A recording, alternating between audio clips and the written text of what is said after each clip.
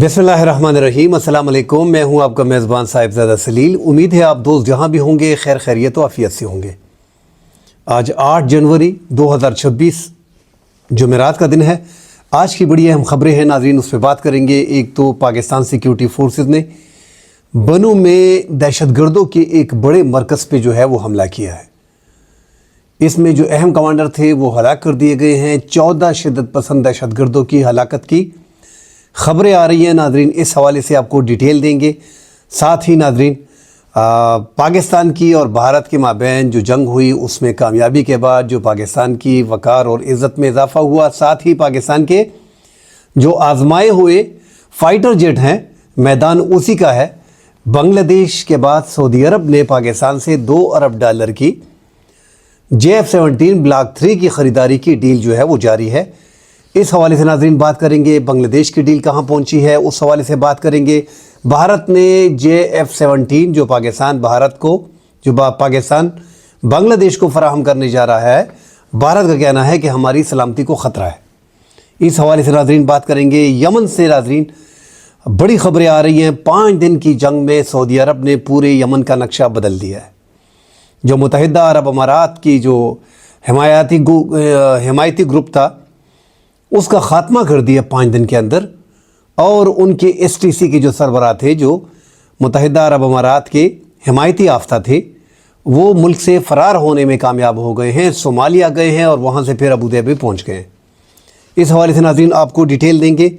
Detail में बात करने से पहले तमाम तर देखने वालों से गुजारिश है हमारे चैनल को लाइक और सब्सक्राइब ज़रूर कीजिएगा।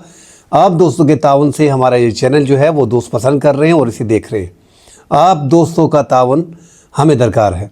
नाज़रीन आगाज़ करते हैं बनू से। बनू में नाज़रीन जो दहशतगर्दों का अड्डा है उस पे एक बड़ी कार्रवाई की गई है। जो दहशतगर्दों का मरकज़ था, सैफुल्लाह कमांडर जो हैं कलदन तंजीम के, सादिकुल्लाह कमांडर जो है उनके मराकज़ पे हमले किए गए हैं। ये हमले फ़िज़ाई हमले थे, क्वाडकाप्टर हमले थे, बीच में ज़मीनी कार्रवाई हुई है, इंटेलिजेंस बेस्ड ऑपरेशन इसमें थे।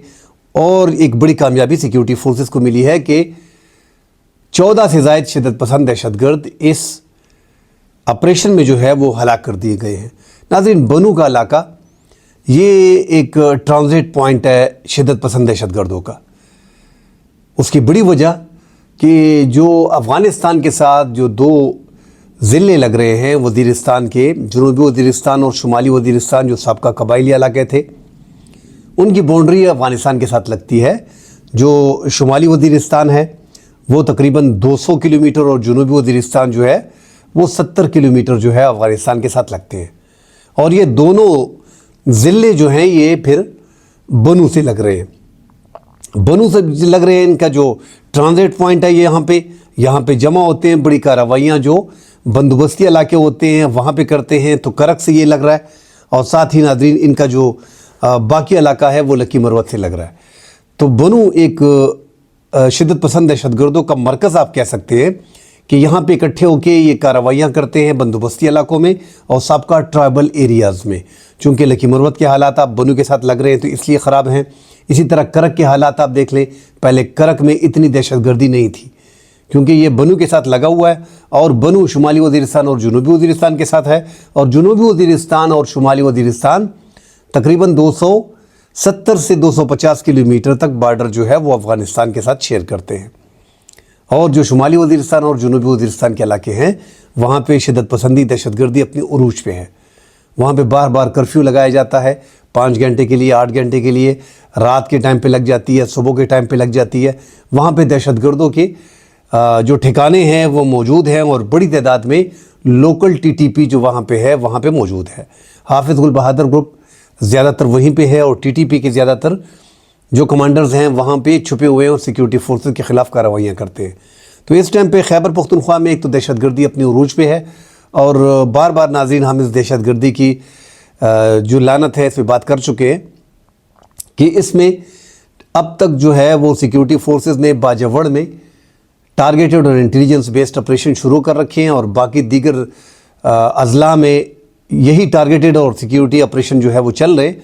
मगर बाजवड़ के लिए नकल मकानी ज़्यादा लोगों ने कर ली थी और अब जो फुल फ्लेज ऑपरेशन जो सिक्योरिटी फोर्सेस फुल स्केल पे ऑपरेशन करने जा रही है تو وہ ٹارگٹ کیا گیا ہے ضلع خیبر کا علاقہ، جو وزیر اعلیٰ خیبر پختونخوا سہیل افریدی کا ضلع ہے، وہاں پہ جو وادی تیرا ہے جو 46 سے 47 کلومیٹر 45 کلومیٹر افغانستان کے ساتھ باؤنڈری کے ساتھ لگ رہا ہے، وہاں پہ دہشت گردی انتہا کو ہے۔ تو وہاں پہ ایک فل سکیل پہ آپریشن جو ہے وہ سیکیورٹی فورسز کرنا چاہ رہی ہے۔ 10 جنوری سے 25 جنوری تک یہ علاقے جو ہے وہ خالی کر دیے جائیں گے۔ کچھ لوگ احتجاج کر رہے ہیں، زیادہ لوگ سردی کی وجہ سے نکل گئے ہیں، اور کچھ آپریشن کے باعث جو ہے وہ اپنی مدد آپ کے تحت ان علاقوں سے نکل رہے ہیں۔ تو ایک بار خیبر پختونخوا میں فل سکیل پہ آپریشن شروع ہو جائے، یہ تو اب ٹارگیٹڈ آپریشن چل رہے ہیں نا، اگر فل سکیل پہ ایک پورا علاقہ جو ہے اس کو گھیر لیا جاتا ہے اور وہاں پہ سیکیورٹی فورسز اپنی کارروائیاں شروع کر دیتی ہیں، تو پھر اس ضلع میں مکمل تب تک سیکیورٹی فورسز واپس نہیں آئیں گی جب تک مکمل طور پہ علاقے کو خالی نہ کر دے۔ خیبر پختونخوا کی حکومت کا جو محمد شفیع ترجمان ہے وہ ینگ ہے، تعلیمی یافتہ ہے، اور بات کرنے کا طریقہ بھی اس کو آ رہا ہے، ہم دیکھ رہے ہیں۔ مگر جو انہوں نے دہشت گردی کے حوالے سے جب ان سے سوال پوچھا گیا کہ کیا ٹی ٹی پی دہشت گرد تنظیم ہے، اس پہ ناظرین وہ کترا رہے تھے۔ حالانکہ اس پہ ایک کلیئر سٹانس لینا چاہیے تھا، اور صوبائی حکومت کی جانب سے کوئی بڑی وضاحت اس پہ نہیں آئی، اس لیے ان پہ الزامات لگ رہے ہیں کہ یہ سہولت کار ہیں ٹی ٹی پی کے۔ تو ان پہ الزامات آگے جا کے مزید بڑے ہوں گے اگر یہ اس طرح کھل کے ٹی ٹی پی کو ایک دہشت گرد تنظیم نہیں کہتے۔ بہرحال جو D G H P R ہیں، جو پاک فوج کے ترجمان ہیں، انہوں نے بڑا کلیئر کر دیا ہے کہ اب بھی انٹیلیجنس بیسڈ آپریشن چل رہے ہیں، ٹارگیٹڈ آپریشن چل رہے ہیں، اور آگے بھی جو ہے وہ دہشت گردی کے خلاف اگر دہشت گرد پاکستان کے علاقے میں موجود ہوں گے اور ریاست کے خلاف بندوق جنہوں نے اٹھایا ان کے خلاف کوئی معافی نہیں ہے، ان کے خلاف کارروائی ہوگی۔ ایون کہ ٹی ٹی پی اور ٹی ٹی اے جو طالبان کی افغانستان میں حکومت ہے، ان کو اور داعش کو سب کو ایک پیمانے پہ دہشت گرد قرار دے دیا گیا ہے۔ افغانستان کے ساتھ پاکستان کے تعلقات کشیدہ ہیں، اور اس کشیدگی میں اضافہ بھی ہوا ہے۔ بار بار یہاں سے جو پریس کانفرنس ہو رہی ہے وہاں سے بھی رد عمل آتا ہے۔ بہرحال پاکستان کا جو یک نکاتی ایجنڈا ہے کہ افغانستان میں پاکستان کے دہشت گرد موجود ہیں، جب تک یہ بارڈر کو اپنی ٹائٹ نہیں رکھیں گے، ٹی ٹی پی کے خلاف کارروائی نہیں کریں گے، دراندازی کو بند نہیں کریں گے، کسی قسم کا تعلق جو ہے وہ افغانستان کے ساتھ پاکستان رکھنا نہیں چاہ رہا۔ اور پاکستان ہارڈ سٹیٹ کے طور پہ اب سامنے آیا ہے۔ پہلے کوشش کی جائے گی کہ اپنے قبائلی علاقوں میں سیکیورٹی کی صورتحال کو بہتر کیا جائے، اس کے بعد افغانستان میں جو ہے وہ پاکستان اپنے سٹرائک وغیرہ جو ہے وہ کریں گے۔ ساتھ ناظرین، جو JF-17 کی خریداری کی بات چل رہی ہے، واقعی ایک لائن لگی ہوئی ہے ناظرین۔ آپ نے جنگ میں ایک چیز کو استعمال کر لیا ہے، دنیا کو دکھا دیا ہے کہ اس نے کارکردگی کی ہے، کارنامہ کیا ہے، آزمائش کی گھڑی میں یہ فائٹر جیٹ پورا اترا ہے۔ اب آزمائش کی گھڑی میں بھی پورا اترا ہے، اور یہی فائٹر جیٹ چائنا کے ساتھ بھی ہیں۔ مگر پاکستان سے خریداری کی بڑی وجہ کیا ہے کہ پاکستان نے اس کو خود آپریٹ کیا ہے، اور پاکستان کے پائلٹ دنیا بھر میں یاد ہیں۔ اور پاکستان جس ملک کو یہ فائٹر جیٹ وغیرہ دیتے ہیں، JF-17 block 3 block 2 block 1 thunder, تو ان کے ساتھ پاکستان باقاعدہ جو ہے وہ ٹریننگ بھی، مشاق طیارے جو ہیں وہ ساتھ دیتے ہیں، اور ٹریننگ وغیرہ پاکستان پراپر ان کو کرا کے دیتا ہے۔ تو یہ ایک بڑا ایڈوانٹیج ہے جو پاکستان فراہم کرتا ہے۔ بنگلہ دیش کے ایئر چیف گزشتہ روز پاکستان آئے، اور انہوں نے ان کے ساتھ مشاق طیارے کتنے دیے جائیں گے، فائٹر جیٹ 40 کی بات ہو رہی ہے، 30 کی بات ہو رہی ہے، 20 کی بات ہو رہی ہے۔ بہرحال $1 ارب کا معاہدہ آذربائیجان کے بعد پاکستان کا جو ہے وہ بنگلہ دیش کے ساتھ، اور اب جو خبر آئی ہے کہ پاکستان کے جو $2 ارب کے پاکستان میں قرضے ہیں سعودی عرب کے، اس کے بارے میں میٹنگ چل رہی ہے۔ اس میں جو ہے وہ JF-17 بلاک 3 فائٹر جیٹ جو ہیں اس کی خریداری کی بات چیت چل رہی ہے، اور یہ رائٹر کی خبر ہے جو سامنے آئی ہے، اس میں یہ ڈیٹیل دی گئی ہے کہ سعودی عرب اور پاکستان کے JF-17 بلاک 3 کے $2 ارب کے معاہدے چل رہے ہیں، اور یہ ڈیل جلد ہی فائنل ہو جائے گی۔ سعودی عرب کے پاس پہلے ہی یورپی ٹائفون اور F-16 F-15 یہ سارے فائٹر جیٹ، جدید فائٹر جیٹ ان کے پاس ہیں۔ پاکستان کی شاندار کارکردگی کے بعد اب یہ فائٹر جیٹ بھی حصہ بننے جا رہے ہیں سعودی ایئر فورس کا۔ اور بھارت اور ساتھ پریشانی اس لیے لگی ہوئی ہے کہ بھارت میں انہوں نے کہا ہے کہ یہ پاکستانی سلامتی کے لیے خطرہ ہے، جو ان کے سیکیورٹی ادارے بار بار اس خدشے کا اظہار مختلف آرٹیکلز اور کالم میں کر رہے ہیں کہ بنگلہ دیش کو پاکستان سٹرنتن کرنے جا رہا ہے۔ اس سے پہلے ناظرین، بنگلہ دیش میں جو 15 سال حسین واجد کی حکومت تھی، تو انڈیا، جس طرح ہم نے بار بار کہا ہے کہ انڈیا اس کو 15 سال میں بنگلہ دیش میں اس حد تک آگے آ گیا تھا، مکمل طور پہ راہ کی حکومت تھی. نریندر مودی اسے اپنے ایک صوبہ سمجھتے تھے. حسینہ واجد کے دور میں جو وہ چاہتے تھے وہ کر گزرتی تھی. اب حالات یکسر بدل گئے ہیں. اب انہیں سیکیورٹی خطرہ لگنے لگا ہے. ان 15 سالوں میں کوشش کی گئی انڈیا کی طرف سے کہ ان کی فضائیہ اور فوج جو ہے اسی طرح پڑی رہے، ان کے پاس کوئی بہترین فائٹر جیٹ وغیرہ نہ ہو اور یہ ہمارے محتاج ہوں. اب دنیا بدل گئی ہے ناظرین، اس لیے جو وہاں پہ چینج آیا ہے، جو ایک ریولوشن آیا ہے، 1400 جوانوں کی جانیں گئی ہیں، نوجوانوں کی، اسٹوڈنٹس کی جانیں گئی ہیں. اس کے بعد بھارت کے ساتھ تعلقات جو ہیں وہ انتہائی کشیدہ ہیں بنگلہ دیش کے، اور بنگلہ دیش کے عوام میں ایک غم و غصہ ہے. اب تو وہ 1971 کی جنگ کو بھی شک کی نگاہ سے دیکھ رہے ہیں. جو الزامات بھارت نے اس ٹائم پہ پاکستان کے لیے پورا تیار کر کے رکھے تھے 1970 کی جنگ میں، کہ پاکستان کے 93,000 فوجیوں نے جو ہے وہ سرنڈر کیا اور ریپ کیا. یہ ریپ الفاظ مجھے استعمال نہیں کرنے چاہیے تھے، اور خواتین کی بے حرمتی کی، بے عزتی کی، وہاں پہ ان کی عزت کو لوٹا. اس طرح کے پروپیگنڈے انہوں نے اس حد تک کیے تھے کہ لاکھوں لوگوں کی جانیں جو ہیں وہ پاکستانی فوج نے لی ہیں. اب اس کو جو پاکستانی موقف ہے کہ پاکستان نے یہ نہیں کیا، یہ انڈیا کی ایک سازش تھی. اب بنگلہ دیش جو ہے وہ بھی اسی بات پہ آ گیا ہے جو پاکستان کا موقف تھا، کہ یہ ساری سازش جو ہے یہ انڈیا نے کی تھی، اور یہ سب کچھ جو ہے اس ٹائم پہ یہ انڈیا نے ہی بنگلہ دیش کے لوگوں کا قتل عام کیا. خواتین کی جو بے عزتی تھی جو ان کے ساتھ وہ کی تھی، اور یہ ایک معاملات ایسے بنا دیے کہ پاکستان کو اور بنگلہ دیش کو لا کے کھڑا کر دیا دشمن کے طور پہ. بہرحال اب پاکستان اور بنگلہ دیش 54 سال بعد ہمارا بچھڑا بھائی ہم سے ملا ہے. ہم تو خوب گرم جوشی سے ان کے ساتھ مل رہے ہیں، اور دوسری طرف سے اس سے زیادہ گرم جوشی ہے، ان کا اعتماد مزید بڑھ گیا ہے. ان کو گزشتہ سال کی کئی حکومتیں جو ہوئی ہیں، یہ 54 سال میں ان کو اندازہ ہو گیا ہے. وہ اپنی فوٹو سے مجیب الرحمان کی تصویر بھی نکال رہے ہیں، ان کے گھر کو بھی جلا دیا ہے، ان کے پتلوں کو بھی گرایا جا رہا ہے. ان کی بیٹی بنگلہ دیش سے بھارت جو ہے وہ بھاگ گئی ہیں. تو اب وہ اپنی فضائیہ کو مضبوط کر رہے ہیں. انڈیا پہ کوئی بھروسہ نہیں، کسی بھی ٹائم حملہ کر سکتا ہے. اور ناظرین یہ درست ہے کہ بھارت کو لگ رہا ہے کہ بنگلہ دیش اپنی فضائیہ کو سٹرینتھن کرنے جا رہا ہے. جیٹ این سی کی چائنا کے ساتھ بات کر رہا ہے، یورو فائٹ کی یورپ کے ساتھ، اٹلی کے ساتھ بات چیت کر رہا ہے، JF-17 بلاک 3 کی اور مشاق طیاروں کی پاکستان کے ساتھ بات چیت کر رہا ہے. دیگر جو اسلحہ ہے وہ بھی پاکستان سے لیا جا رہا ہے. ٹریننگ بھی پاکستان پائلٹ کو فراہم کرے گا، افواج کی ٹریننگ بھی پاکستان فراہم کرے گا. اس سے ان کو ڈر لگا رہا ہے کہ ایک طرف اروناچل پردیش پہ چین جو ہے اپنی فوج انہوں نے گرا دی ہے اور وہ کلیم کر رہے ہیں، دوسری طرف پاکستان کے ساتھ ہماری لڑائی جو ہے وہ چل رہی ہے. ساتھ تیسرے محاذ پہ بنگلہ دیش جو ہے وہ بیٹھ گیا ہے، وہ بھی 7 سسٹر اسٹیٹ کے قریب، جو انتہائی چکن نک وہاں پہ ہے، سلیگوری کوریڈور کا 22 کلومیٹر کا، اور اس پہ بنگلہ دیش دعویٰ بھی کر رہا ہے. تو ڈر ان کو لگا ہوا ہے.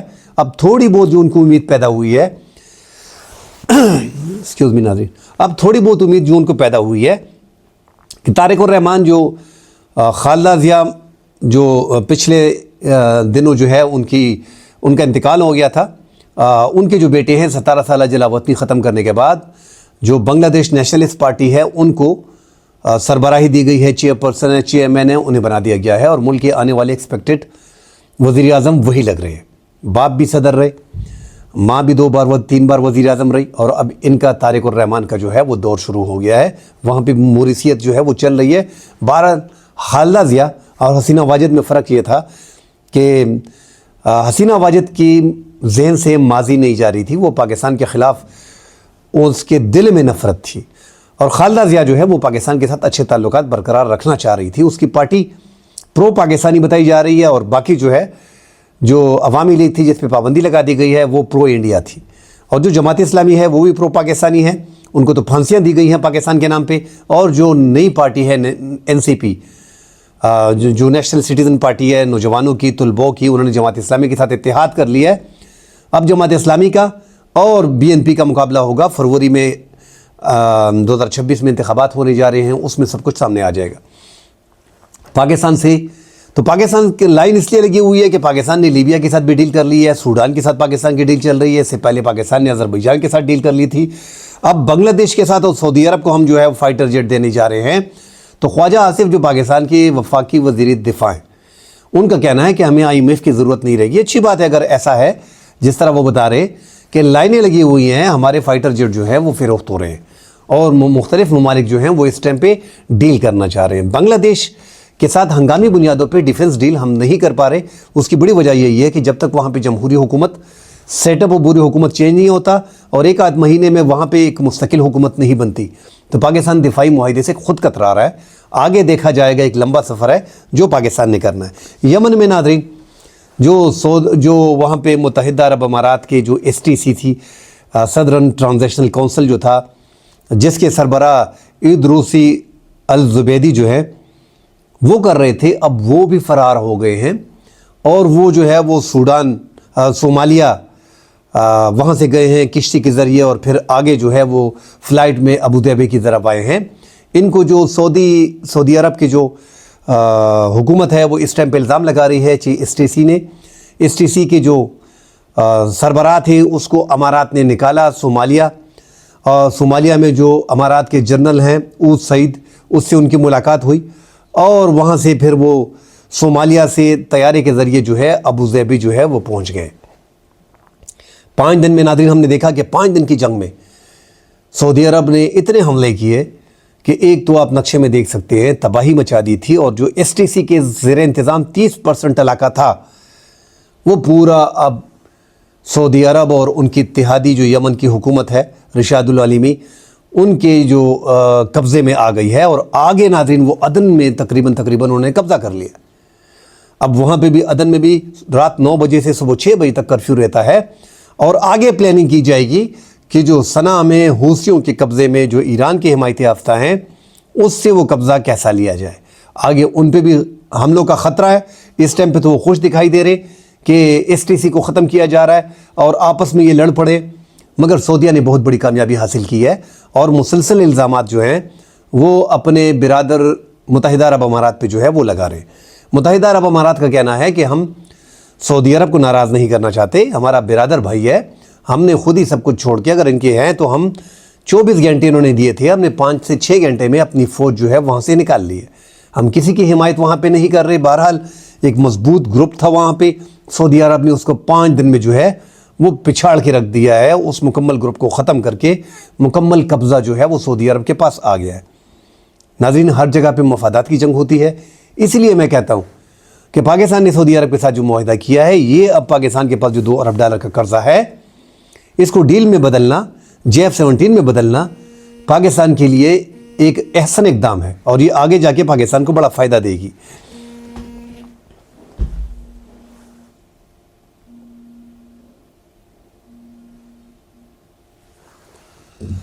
آپ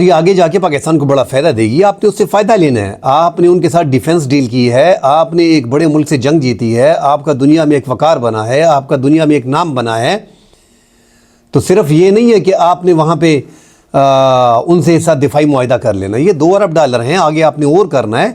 ایک ملک جو ہے وہ سعودی عرب جو ہے وہ امریکہ کو $1000 ارب دے سکتا ہے اپنی حفاظت کے لیے، جو حفاظت بھی وہ پوری طریقے سے نہیں کر رہا۔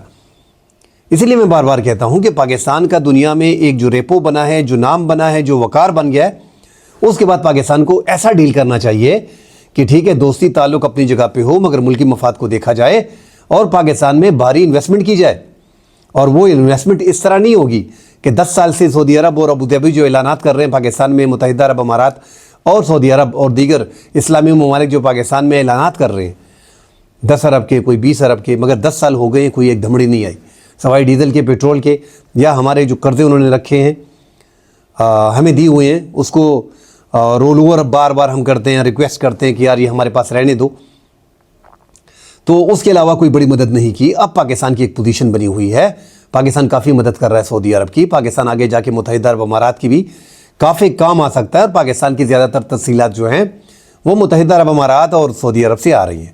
بڑے ملک ہیں، یمن میں خانہ جنگی ہے، حالات بڑے خراب ہیں، یہی امارات پاؤں پھیلایا ہوا ہے صومالیہ میں، سوڈان میں، یمن میں، لیبیا میں، دیگر ممالک میں جہاں پہ بندرگاہیں ہیں وہ اپنے فائدے کو دیکھ رہا ہے۔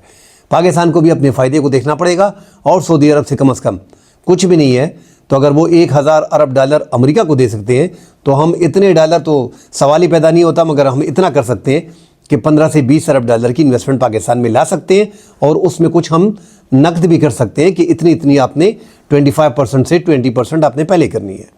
اگر اس طرح نہیں ہے تو یہ فائٹر جیٹ کا طریقہ کار انتہائی زبردست ہے، اس کے ساتھ مزید فائٹر جیٹ پاکستان کو دینے ہوں گے تاکہ یہ 4 سے 5 ارب ڈالر کی آپ کے سعودی عرب کے ساتھ تجارت بنی رہے۔